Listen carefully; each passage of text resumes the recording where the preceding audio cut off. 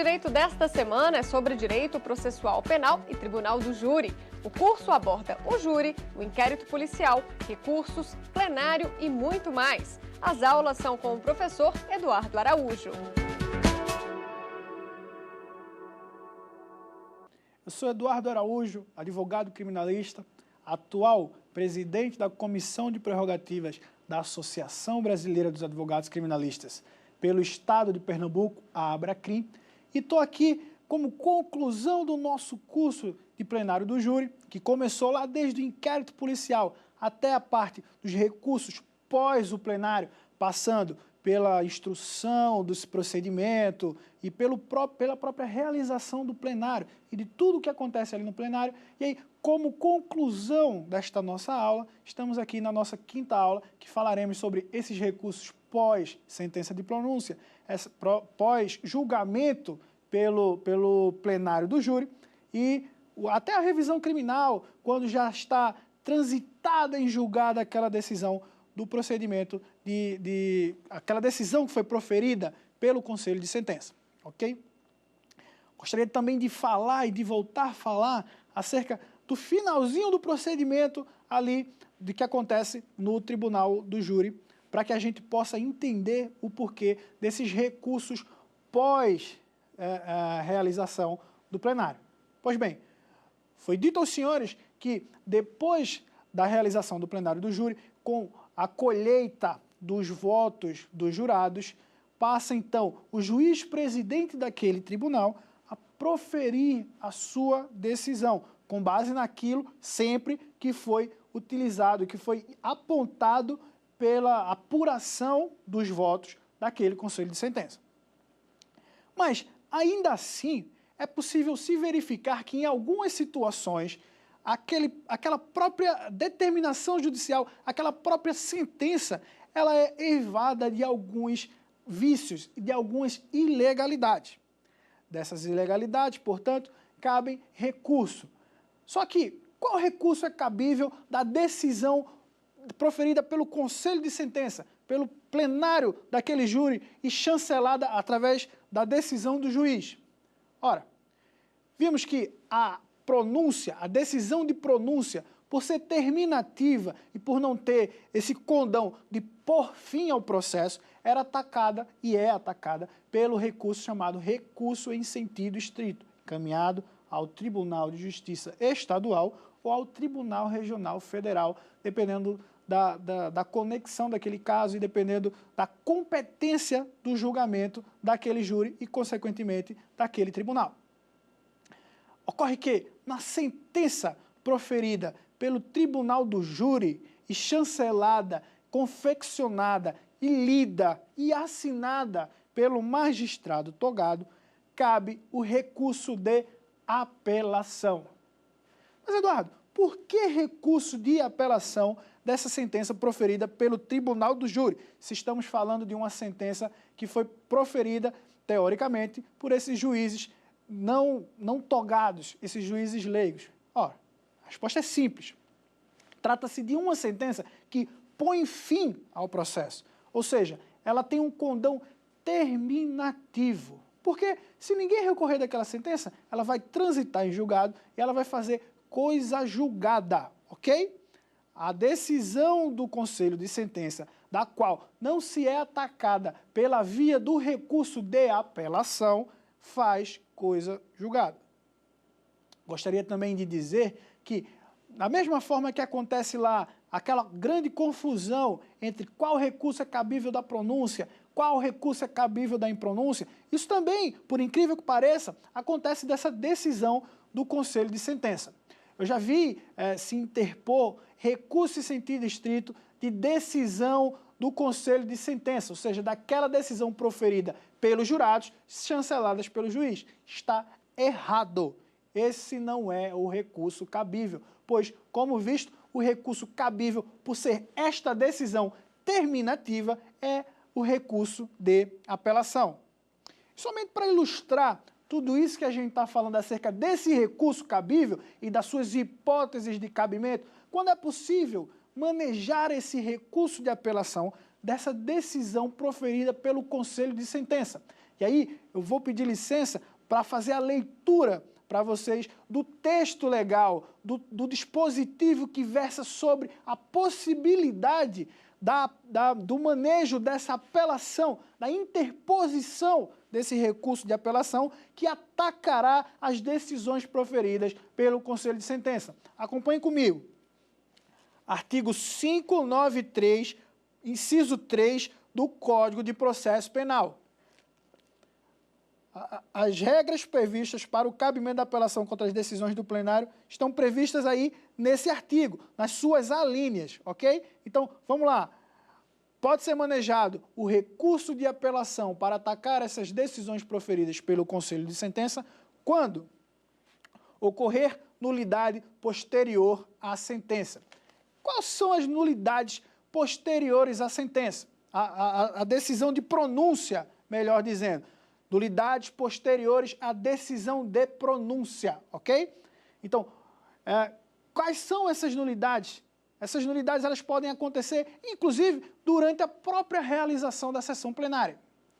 A lei fala que o acusado ele não estará, por exemplo, algemado quando da realização do tribunal do júri, do seu júri, do plenário do seu júri, exceto aqueles casos em que há fundamentada e comprovada necessidade pelo perigo que ele pode colocar as outras pessoas ou se colocar. Então, nesses casos, se admite que ele esteja algemado. Mas isso é a regra da exceção, a exceção da regra, melhor dizendo. A regra é de que ele não esteja algemado. E por quê? Isso parte daquele fundamento, e aí vocês vão lembrar que nas outras aulas eu tinha falado para vocês que o tribunal do júri, ele também caminha por outras áreas. Uma dessas áreas é essa questão psicológica. Bom, já falei, mas não custa repetir, que o Conselho de Sentença normalmente é formado por pessoas que não têm o domínio da técnica jurídica. Elas não sabem, elas não têm, inclusive, obrigação de saber o procedimento, o direito e nenhuma dessas coisas que se seguem na nossa legislação, sobretudo na legislação processual penal aplicável ao caso do júri. Então, essas questões com as quais tanto a defesa quanto a promotoria buscam trazer para aqueles debates, a fim de que mostrar e fazer valer o seu ponto de vista para aquele jurado, para aquele juiz leigo, acaba emprestando de vários elementos que não somente o processual. Manter o acusado algemado durante a realização daquela sessão plenária poderia ser, e na maioria das vezes, e quase sempre é, muito desfavorável para a sua figura, para o seu pessoal.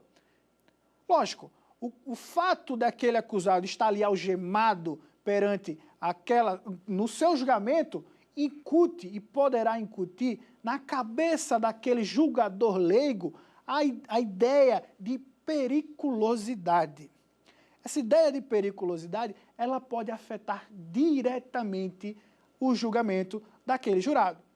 Ora, já foi dito aos senhores que nada, absolutamente nada, pode interferir no julgamento desses jurados, nem essas questões psicológicas, e a fim de emprestar uma lisura, uma paridade de armas, tanto para a defesa quanto para a acusação. Lembrem-se, mais uma vez, chamo à tona a questão da plenitude de defesa. Só é possível se fazer uma defesa plena quando as condições entre acusação e defesa são as mesmas. Então, com base na plenitude da defesa e visando tirar essas coisas que pudessem ocasionar algum óbice, mesmo que psicológico, ao acusado e serem interpretadas em seu desfavor, é que é vedado o uso de algemas durante a realização da sessão plenária, exceto naquela exceção à regra que eu já suscitei. Com base nessa mesma pegada psicológica, é também abolido, e aí não por lei, como acontece na algema, mas de uma maneira mais tácita, a questão do banco dos réus. Em Brasília e em outras capitais, já não se utiliza mais do banco dos réus, que era aquele banco que ficava geralmente na frente da bancada da defesa, em que o advogado ficava para trás e o acusado ficava para frente, ou isolado lá na frente dos jurados, muitas vezes de costas para o jurado. Então, isso coloca o acusado que está sendo julgado naquele momento em uma situação totalmente desfavorável à sua pessoa. Importante dizer que todas essas alterações decorrem de uma análise da condição da pessoa humana, seguindo o princípio da dignidade da pessoa humana, em relação a todos os outros esses elementos que eu já citei para os senhores, desde a plenitude de defesa até essas questões psicológicas que poderão interferir, e no caso negativamente, no resultado do julgamento por parte dos jurados, ok? Infelizmente, em alguns outros estados, como lá em Pernambuco, o banco dos réus, ele ainda existe. Infelizmente, ainda existe, porquanto não haver essa revogação legal, ou uma proibição legal de que se tenha o banco dos réus. Muitas vezes isso atrapalha, influencia, e aí eu posso dizer, por já ter funcionado em vários júris no estado de Pernambuco, que isso influencia, isso tem uma influência direta, muitas vezes, no resultado dos jurados, o que, como já vimos, não pode acontecer, ok? Então, voltando aqui para a nossa leitura, a linha B aqui, poderá ser interposto recurso de apelação dessa sentença quando for a sentença do juiz presidente contrária à lei expressa ou à decisão dos jurados. Senhores, o juiz, e aí a lei se refere ao juiz presidente do ato, não pode proferir nenhuma decisão que vá de encontro à lei, sob pena de estar proferindo uma decisão ilegal, por lógica. E nenhuma decisão ilegal é válida. A decisão ilegal é nula de pleno direito, ela é totalmente nula, ela não serve para nada. Então, é possível, em caso de acontecendo essas decisões do magistrado togado que vá de encontro à lei, é possível se manejar o recurso de apelação dessa decisão, caso essa decisão tenha sido proferida em sede de conselho de sentença, em sede de julgamento pelo tribunal do júri, ok? O outro caso que esse próprio dispositivo nos apresenta é aquele que, inclusive, a gente já comentou em algumas vezes.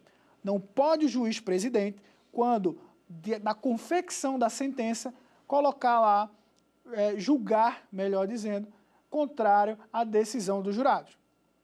Ora, eu já falei para os senhores, inclusive na nossa última aula, que os jurados são responsáveis por absolver ou condenar o réu, ou respondendo aos outros quesitos, questionar sobre essas questões de qualificadora, se admitem a qualificadora, se admitem alguma causa que exclua a culpabilidade do réu, enfim.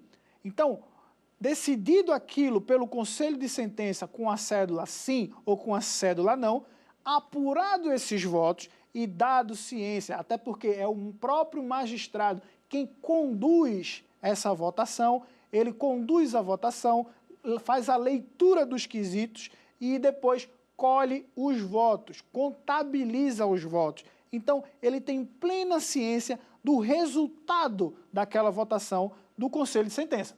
Então, sendo assim, ele não pode, quando da transcrição e quando da redação da sentença que vai ser lida por ele, lá no plenário, julgar diferente daquilo que foi decidido pelo conselho de sentença. Se o conselho de sentença absolver o réu, a sentença que vai ser lida tem que seguir neste sentido.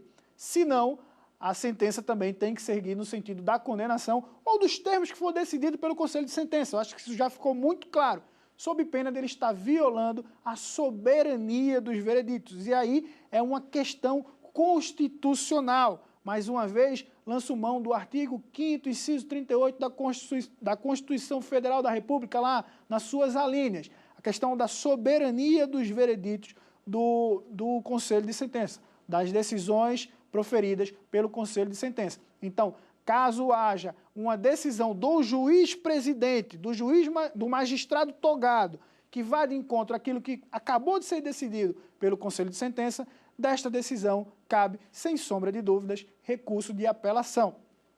Voltando aqui, E aí eu vou ler a linha C. Cabe também esta apelação quando houver erro ou injustiça no tocante à aplicação da pena ou na medida de segurança.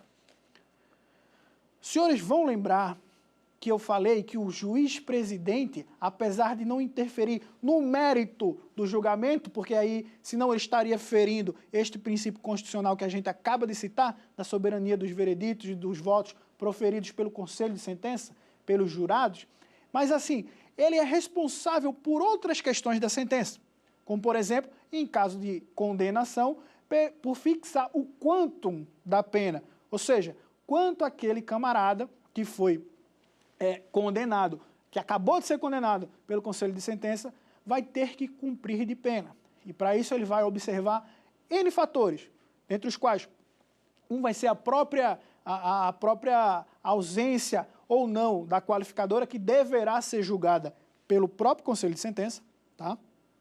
O outro versa sobre as condições pessoais do réu, né? E aí fazer essa análise subjetiva pessoal dessas condições daquele réu, o artigo 59 e o artigo 68 também do Código Penal, ele deve ser levado em consideração. Então, se for decidido, ou se for proferido medida que esteja totalmente desamparada, né, ou totalmente afastada dos termos e requisitos para aplicação da pena desses artigos que eu acabo de citar, então esta decisão pode e deverá ser atacada pelo recurso de apelação, como visto aqui. Então, para a gente concluir essa fase de hipóteses de cabimento desses recursos, um outro caso onde se usará o recurso de apelação é quando a decisão dos jurados em condenar o réu for manifestamente contrária à prova dos autos, ok?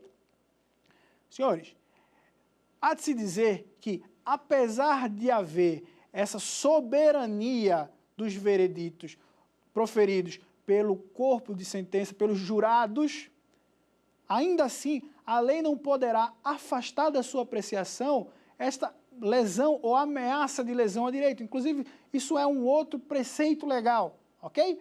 Então, se essa decisão proferida por esses juízes leigos, ela vai de encontro à prova dos autos, ela é totalmente ilegal. Então, se há a ilegalidade, e essa ilegalidade fica sobejamente demonstrada nessas questões que foram arguídas e que foram angariadas durante a fase do inquérito policial, bem como na primeira fase desse processo criminal, que depois culminou no plenário, e até muitas vezes diante da prova e contrária à prova que foi produzida e que acabou de ser produzida no próprio plenário, cabe recurso de apelação para se combater esta decisão, ok? Findo essa parte do cabimento desses recursos, eu gostaria de chamar aqui o nosso primeiro quiz. Então vamos lá, quiz na tela.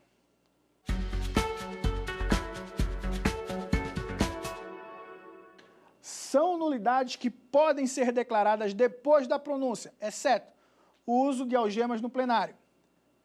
Letra B. A ausência da intimação pessoal do acusado preso da decisão de pronúncia.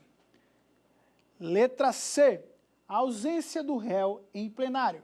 Ou, na letra D, a falta do quesito da absolvição genérica. Note que a pergunta quer saber o que não é verdadeiro. Então, letra C. A ausência do réu no plenário não vai gerar esta nulidade pós-sentença. Porque, como visto, ele não é obrigado a participar e a estar presente quando do seu julgamento. Se assim fosse, esses réus em que se encontram em local desconhecido ou não sabido, dessas pessoas nunca seria possível se fazer a sessão plenária, se fazer o júri, se levar a júri. Então, mesmo que o processo ficasse suspenso, uma hora ele ia ser alcançado pela prescrição, isso demandaria um custo excessivo do Estado, enfim, existem N justificativas. E aí, comentando um pouco sobre as questões, a falta do quesito de absolvição genérica já é entendimento dos tribunais superiores que a falta desse quesito, e aí lembro aos senhores que é o quesito 3, o terceiro quesito. O primeiro versa sobre a materialidade, o segundo sobre a autoria e o terceiro sobre a absolvição. Os jurados absolvem, o réu votem com sim ou não. Então, a falta desse quesito no questionário levado à apreciação e a julgamento do corpo de sentença já entende os tribunais superiores que é causa de nulidade do processo, ok? O uso de algemas eu já falei para os senhores aqui, então a gente não vai voltar nesse ponto. Mas aí eu vou aproveitar também o ensejo, e aí já que a gente está falando de toda essa parte procedimental, para fazer uma indicação de literatura.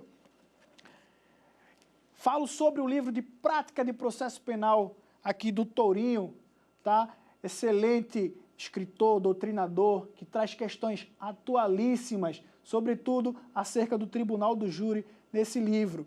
São questões que podem ser transportadas para aquelas questões que estamos combatendo aqui, que estamos esmiuçando sobre o Tribunal do Júri e que os senhores farão um bom uso e uma boa reflexão, comparando tudo isso que foi dito nessas nossas 5 aulas com aquilo que os senhores encontrarão nesse livro de prática de processo penal.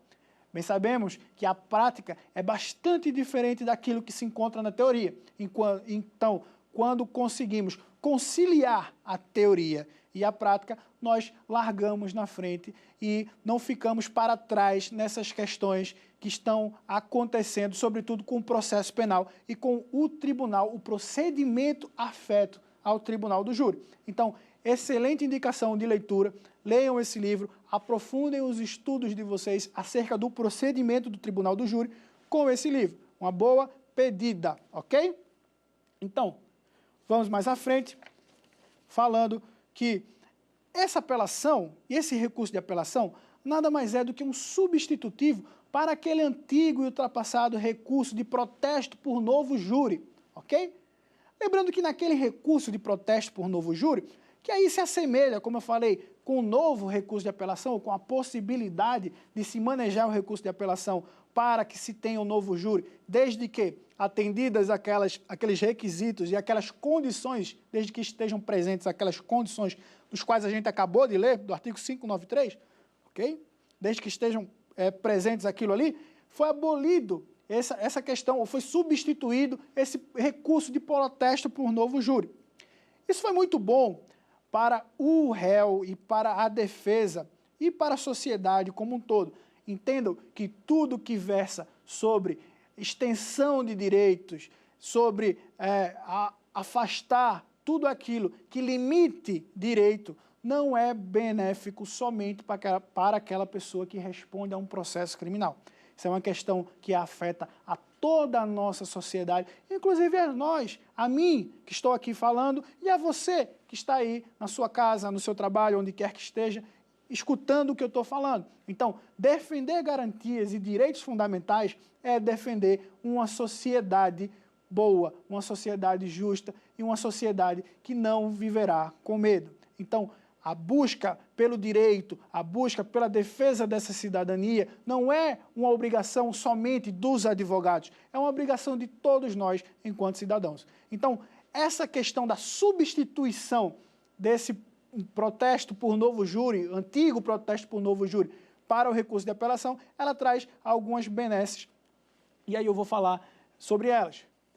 No recurso de apelação, diferente daquilo que acontecia lá nesse antigo recurso, era necessário que a pena aplicada pelo juiz para que pudesse se manejar esse recurso de protesto por novo júri fosse superior a 20 anos. Okay? 20 anos é muito tempo, mas era necessário ser a pena superior a 20 anos para que fosse possível se manejar esse recurso por novo júri. A problemática acontecia quando os juízes, já sabendo da possibilidade de se manejar esse recurso de protesto por novo júri e, diante de todas aquelas ilegalidades que haviam acontecido naquele procedimento plenário, aplicavam a pena abaixo dos 20 anos para impossibilitar que o advogado pudesse recorrer a protestar por um novo júri. Então, ele acabava ficando de mãos atadas, não podia protestar por um novo júri, uma vez que não estava cumprido os requisitos formais para a interposição desse recurso, tal seja que a pena tenha sido maior, igual ou superior a 20 anos. Com a substituição desse recurso pelo recurso de apelação, e dentro desses casos aqui previstos e já estudados, facilitou a vida, porque não é necessário que se discuta somente a pena. Vocês viram, existe a possibilidade de se discutir a pena, que é uma coisa que a gente chama da dosimetria da pena, a dose da pena, a medida da pena. Então, é possível que se discuta a dosimetria da pena através do recurso de apelação, mas não só a dosimetria da pena. E não é também necessário que a pena, para a interposição desse recurso, que a pena tenha sido de 20, de 10, de 15, pode ser uma pena de qualquer quantidade, que é possível se recorrer, desde que ela preencha esses requisitos que eu acabei de indicar e mostrar para os senhores. Pois bem, então, o recurso de apelação, atacando essa decisão da sentença, e aí os senhores vão lembrar que eu falei lá atrás, quando a gente estava falando dessas decisões que concluem a primeira fase do procedimento do tribunal do júri, a pronúncia, a impronúncia, a absolvição sumária ou a desclassificação, essas decisões, sobretudo a decisão de impronúncia, ela também é atacada pelo recurso de apelação, tá?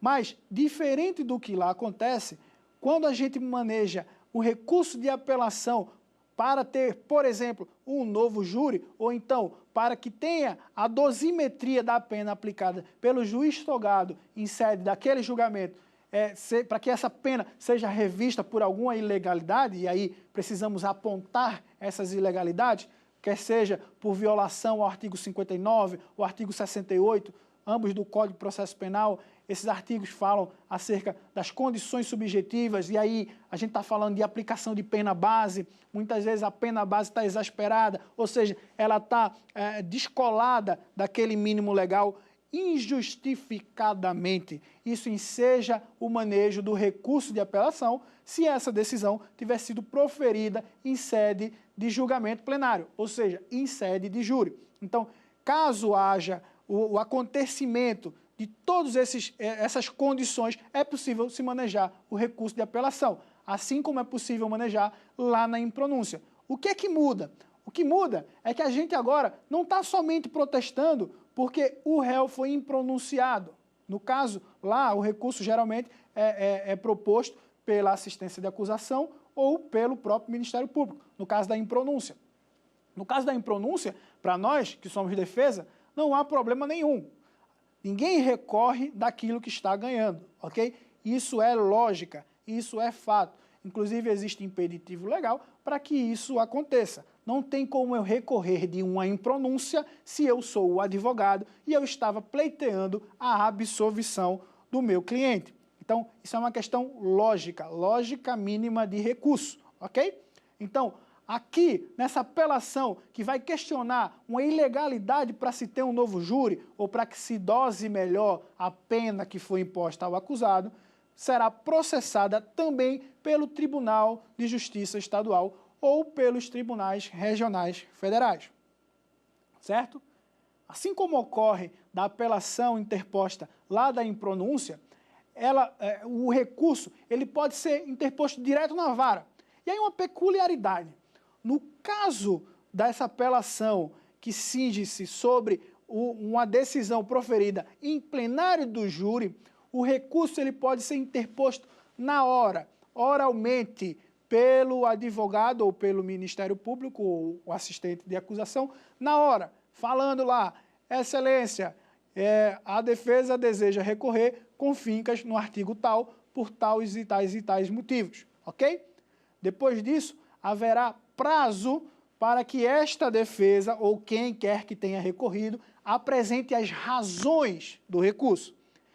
Lembrando que, por se tratar de um recurso de apelação, essas razões podem ser tanto apresentadas lá, diretamente na vara do tribunal do júri, e não na hora do acontecimento do plenário do tribunal do júri, em momento posterior, e aí terá o prazo para que isso aconteça, um prazo de 8 dias, ok? E aí será acolhida essa razão desse recurso e será remetida ao Tribunal de Justiça Estadual ou ao Tribunal Regional Federal.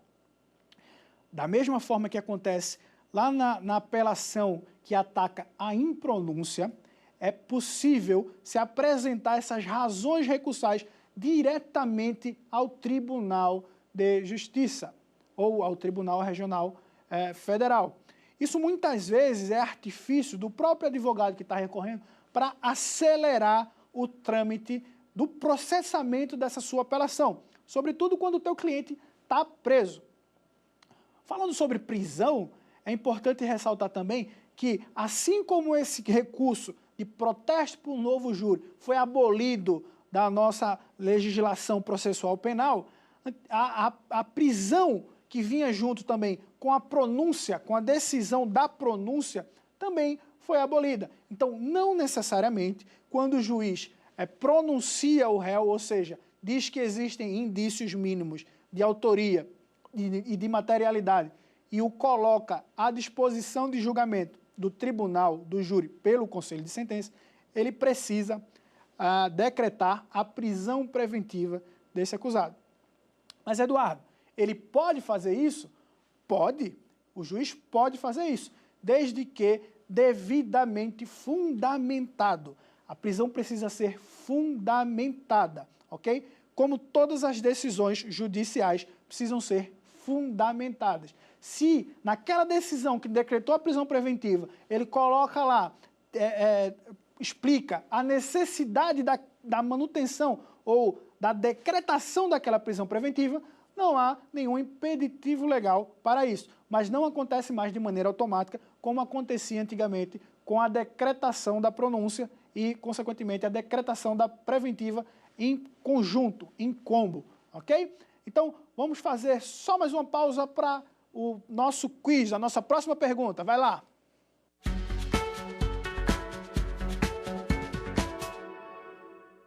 É causa de anulação do júri. Letra A, o desaforamento. Letra B, julgamento contrário à prova dos autos. Letra C, pena desproporcional. Ou letra D, o silêncio do réu. Ora, por óbvio que a nossa resposta encontra-se aqui na letra B, ok? Por que na letra B?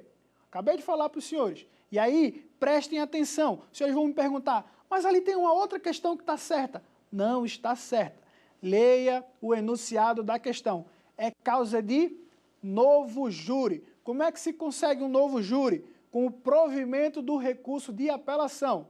Ah, mas se eu posso interpor uma apelação para discutir pena. Você acabou de me falar isso? Sim, você pode discutir pena, você pode discutir o tamanho, a medida da pena. Mas, em caso de provimento desse teu recurso de apelação, isso não ensejará a realização de uma nova sessão plenária, de um novo júri. Só no caso de ser essa apelação, o objeto dessa apelação ser que a prova dos autos é contrária à decisão do juiz, ou melhor, a decisão do juiz ou a decisão do conselho de sentença é contrária a tudo aquilo que foi angariado nos autos como prova, ok? Isso enseja um novo júri, as demais não, ok? Falando nisso também, eu gostaria de indicar mais um livro. E aí, vou pedir licença, também falando sobre procedimento e sobre processo, em complemento aqui, aquele livro que a gente já mostrou aqui, fazer a indicação do livro do professor Auri Lopes Júnior, tá? Processualista, totalmente em voga e com questões bastante atualizadas sobre as controvérsias do processo penal, ok? E tudo que você precisa saber sobre o procedimento do Tribunal do Júri e o procedimento dos processos criminais em geral, ok? Você pode encontrar aqui no livro do professor Auri. Vocês vão perceber que eu já citei o professor Auri em outras aulas, quando a gente trouxe aqui aquele livro dele sobre prisões cautelares. E aí, já que estamos falando sobre essa possibilidade da prisão, aí me remete também ao livro de prisões cautelares do professor Auri. Existe um estudo, você precisa fazer um estudo em conjunto de tudo aquilo que circunda o processo penal e a prática do procedimento do tribunal do júri, ok? Então, recomendados essas duas literaturas, essas duas doutrinas acerca do procedimento do tribunal do júri, do próprio processo, de como começa, como termina, quais os meandros, o que pode, o que não pode, até a tua noção para recurso, a gente está falando de recurso, a tua noção para ter recurso, o que é que pode, o que é que não pode, como é que faz, como é que não faz. Então, no livro dos professores aqui, vai ter tudo explicado, vai ter tudo bonitinho para os senhores aprofundarem aí os seus estudos, ok? Indo mais à frente, vamos falar, e aí, cabe apelação, já vimos de onde que cabe, por que cabe, como interpor, inclusive. Essa apelação vai ser julgada pelo Tribunal de Justiça Estadual e pelo Tribunal Regional Federal. Também já falei isso para vocês, isso está tranquilo. Cabe, assim como dos recursos da primeira fase, também os embargos de declaração. Não custa lembrar para os senhores que embargos de declaração, apesar de ter essa natureza de recurso, e aí existe divergência jurisprudencial, se é recurso, se não é recurso, mas enfim, apesar de ter toda essa divergência aí, impõe aquele próprio magistrado, em casos determinados que já vimos, obscuridade, omissão, ambiguidade, erro material em alguns determinados casos, impõe aquele próprio magistrado a possibilidade de sanar esse vício daquele julgado que ele está proferindo. Ou seja, o próprio julgador que proferiu aquela decisão, se a decisão conter contradições, ambiguidade, obscuridade ou algum erro material, poderá, através da provocação por meio do embargo de declaração ou embargos declaratórios, reformar a sua decisão para sanar aquele vício que tem sido ventilado por aquele recurso, ok? Também é cabível, e aí eu já falei com vocês sobre os recursos manejados na primeira fase, é cabível os embargos infringentes. Ora, os embargos infringentes, e aí vamos recapitular sobre os embargos infringentes, ele é cabível quando a decisão não foi por unanimidade, foi uma decisão de maioria.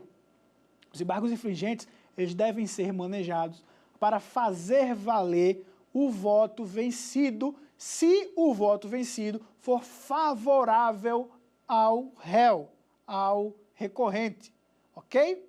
Então, embargos infringentes são cabíveis quando há a votação por maioria, ou seja, não há a unanimidade, e o voto que restou vencido é um voto favorável ao réu, ok?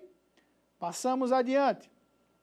Existe também, como eu já falei para os senhores, também na primeira fase, é mais ou menos a mesma sistemática, a possibilidade de se manejar o recurso especial e o recurso extraordinário.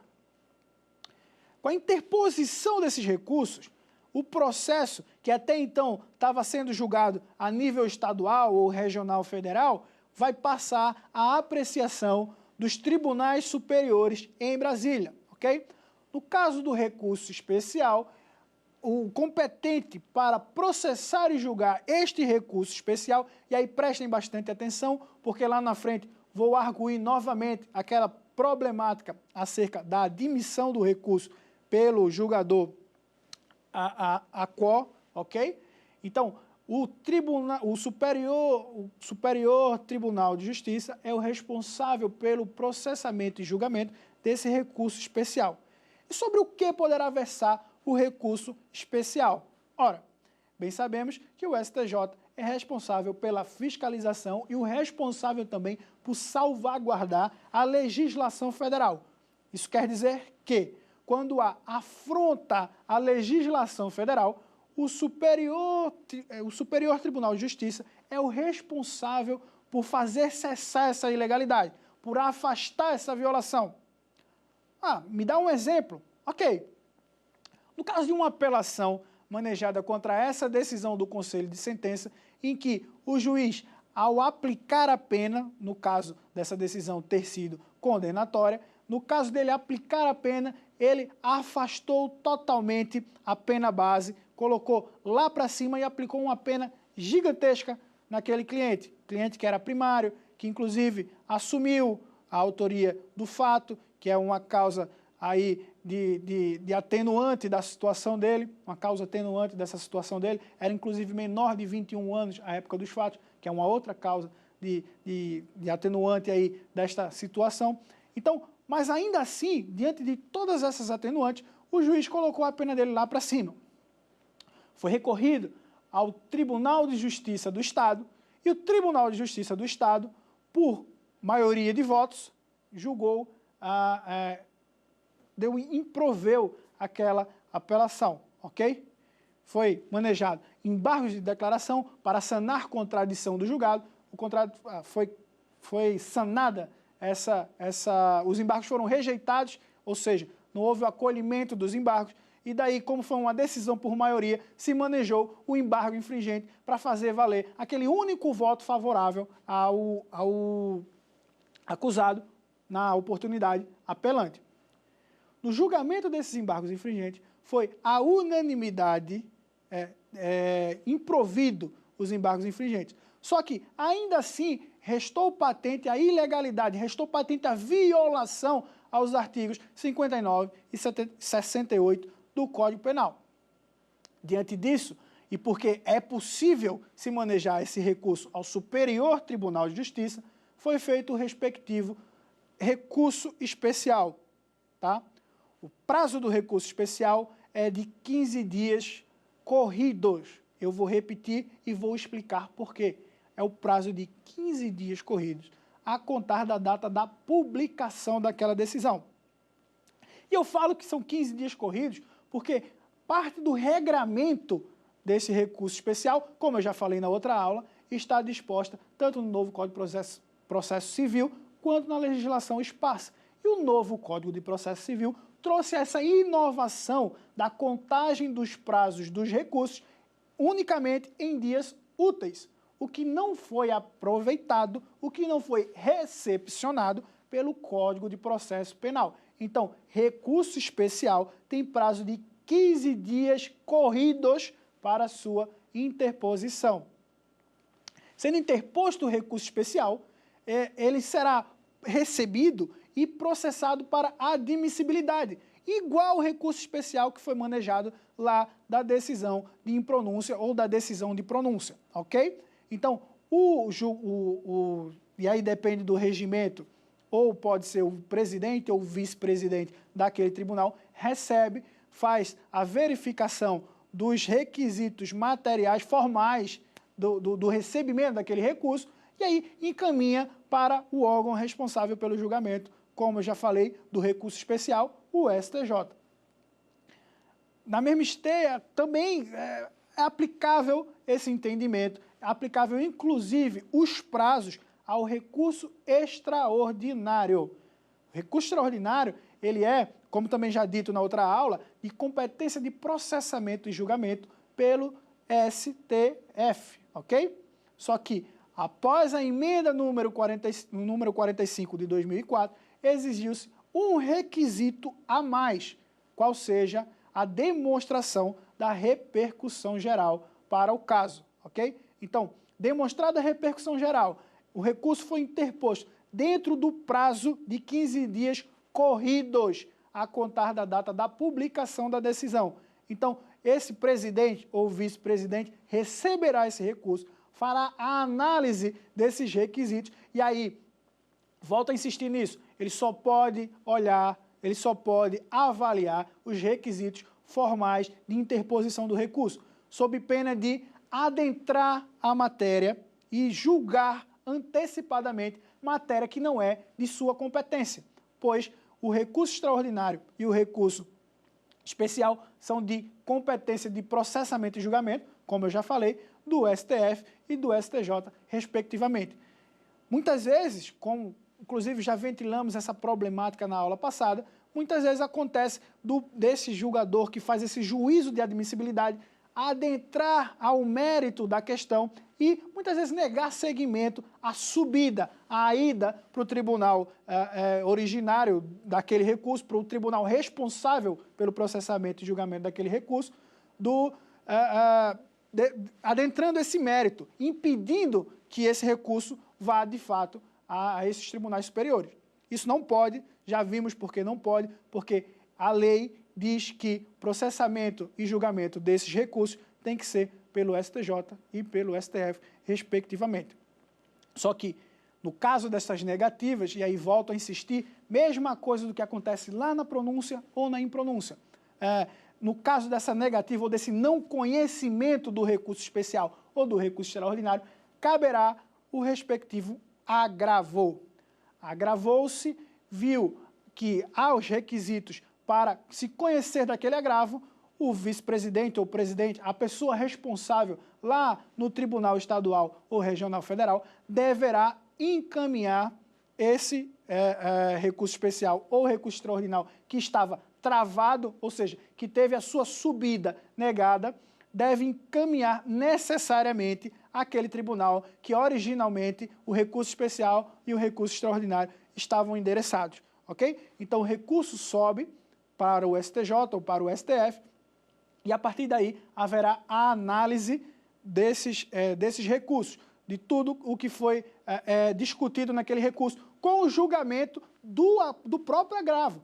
Lembrando que o julgamento do próprio agravo pode decidir acerca da questão da matéria de dentro do próprio recurso extraordinário ou do próprio recurso especial, ok? Então, eu vou aproveitar aqui para chamar o quiz, o nosso próximo quiz. Pergunta na tela.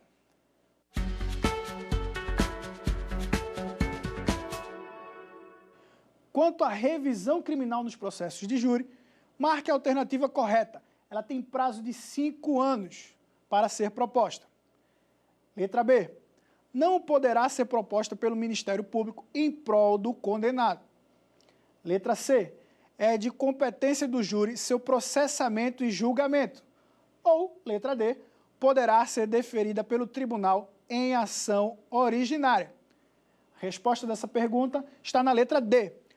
Ela poderá ser deferida pelo tribunal em ação originária. Mas primeiro é preciso entender o que é a revisão criminal.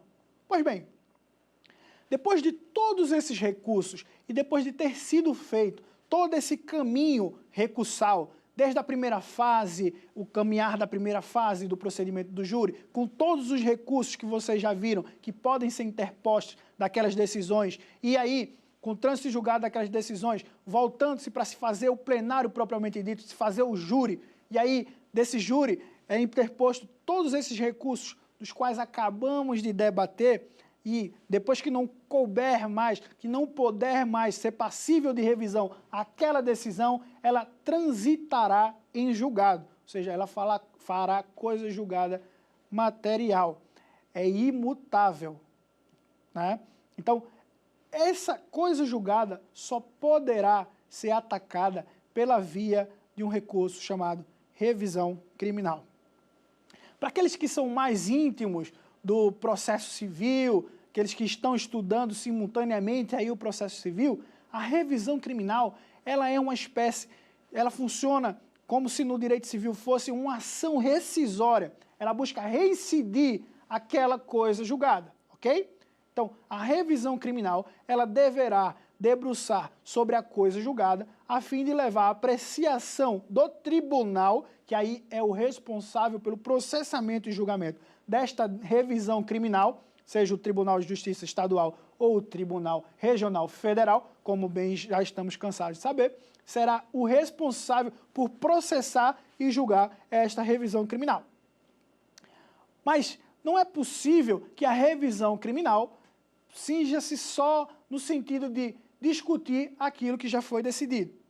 Para que haja o cabimento, para que seja possível o cabimento da revisão criminal, necessário se faz que ou novas provas sejam aventadas, novas provas sejam levadas à apreciação do tribunal e que corroborem com a tese da defesa, ok? Ou que tenha havido uma total contrariedade à prova dos autos. Olha ela aí novamente. Que tenha havido uma total contrariedade à prova dos autos, ok? É bom de se registrar também que a revisão criminal, ela é uma ação autônoma, ou seja, ela poderá correr independente do processo criminal, que inclusive já transitou em julgado. É necessário que se faça o translado das cópias daquele processo que já transitou em julgado para dentro da revisão criminal. Porque se eu vou revisar algo, é necessário que eu tenha em mãos tudo aquilo que eu vou revisar. Então, por esse motivo, é necessário fazer esse translado das cópias da decisão, da revisão criminal, a cópia do processo criminal para dentro dessa revisão criminal. Da decisão desse tribunal, caberá todos esses recursos que já falamos, desde os embargos declaratórios até os recursos às cortes excepcionais, ok? Não precisamos mais falar sobre eles, porque já debatemos seu cabimento, seu prazo de interposição e as suas hipóteses de manejo, ok? De processamento, beleza? Então, dito isso, e aqui para fazer a minha última indicação de leitura dessa aula e desse nosso curso, eu vou falar aqui do livro do professor Alexandre Moraes da Rosa. É um livro que versa sobre teoria dos jogos aplicada ao processo penal. A teoria dos jogos ela é uma teoria da administração, uma teoria que envolve essa parte contábil e matemática, que o professor vislumbrou a sua aplicação dentro do processo penal. Olha que bacana!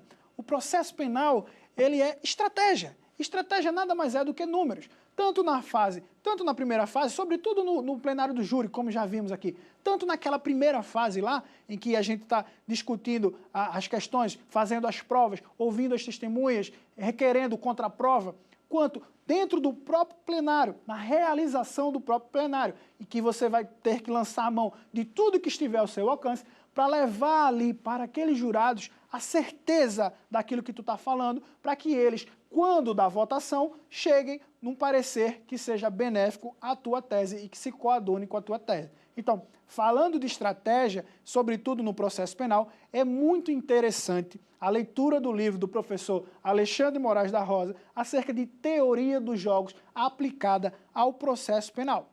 Tudo bem? Então, senhores, já nos encaminhamos aqui para o final dos nossos encontros e aí eu gostaria de pedir licença para que a gente fizesse uma retrospectiva de tudo aquilo que foi visto e que foi debatido aqui durante as nossas 5 aulas. Vocês lembram que iniciamos o nosso curso sobre júri falando do inquérito policial.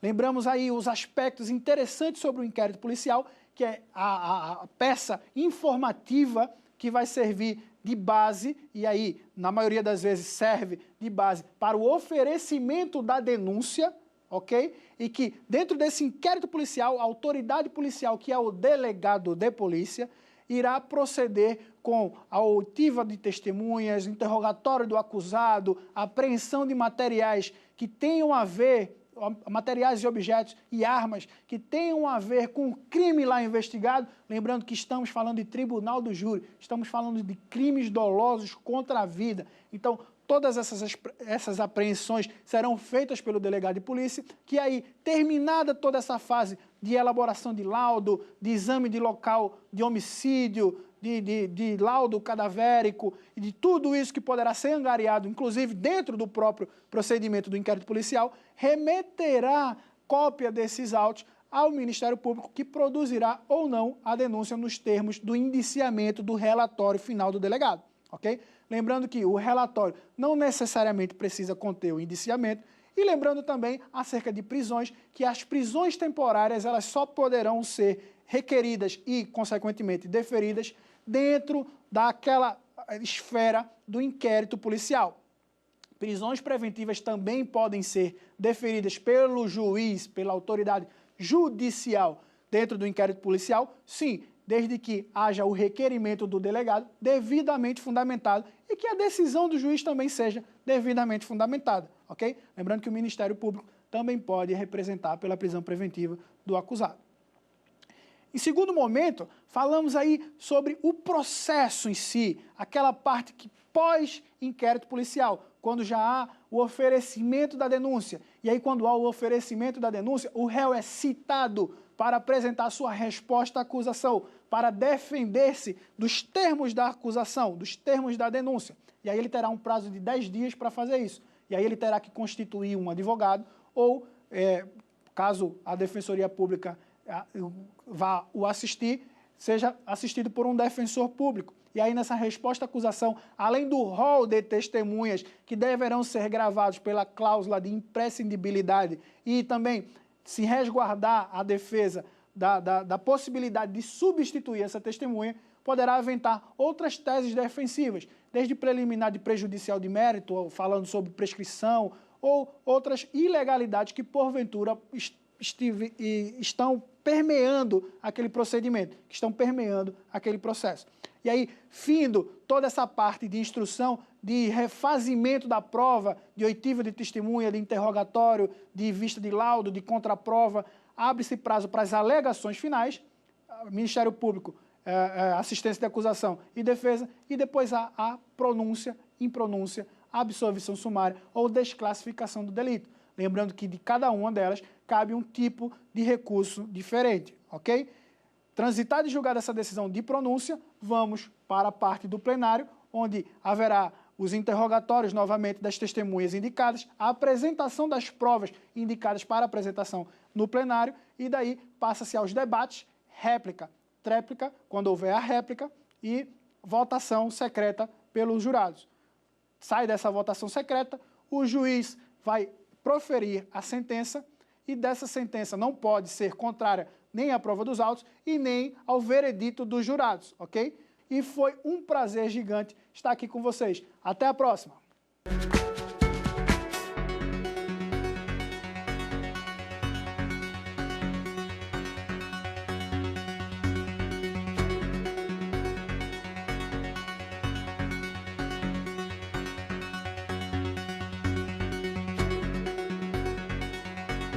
Ficou com dúvidas? Então mande um e-mail pra gente, saberdireito@stf.jus.br, ou entre em contato pelo nosso WhatsApp.